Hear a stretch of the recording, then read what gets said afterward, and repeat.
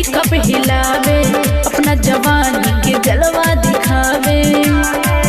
लगन भइल सुरवा काहे बड़ा घबरा, लगन भइल सुरवात काहे बड़ा घबरात। आज कोरा में हमरा के कसी है रे। छौड़ा रंगदार सबसे बची है रे, टोपे के गुब्बारा छौड़ी नची है। छौड़ा रंगदार सबसे बची है रे, टोपे के गुब्बारा छौड़ी नची है।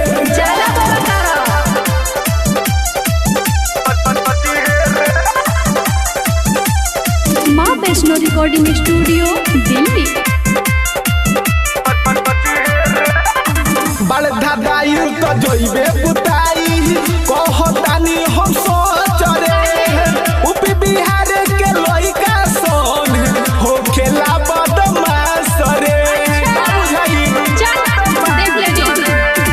बम्बई दिल्ली हिला देले बानी हिलेले गुजरात रे। गर्दा गर्दा बिहार में कदम हई हम लड़की के जात रे। केहू छुई नहीं कमर आज साटा पे हमर, केहू छुई नहीं कमर आज साटा पे हमर। कैसन बावे सवाद तू ही जची है रे।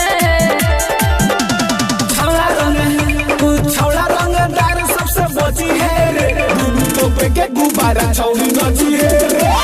छौड़ा रंगदार सबसे बची है रे, टोपे के गुब्बारा छौड़ी नची है।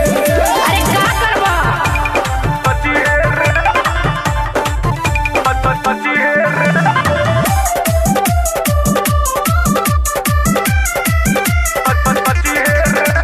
Music by Mantu Manish. हमर जवानी बारूद बा भइल, छुई त हाथ तोहर तर जाई। दोसर के हु सटे जे आई, आगी लेखा जर जाई। सुनो संजसारा भी बतोहरा ना भी पकब से नजर गड़इले बजान हो। में बाटे भलाई तोहर तो पल जल्दी समान हो। सुन संदेश नेही उघार रही देही, सुन संदेश नेही खुला रही देही। तरसावे दे तू नाही हटी है रे।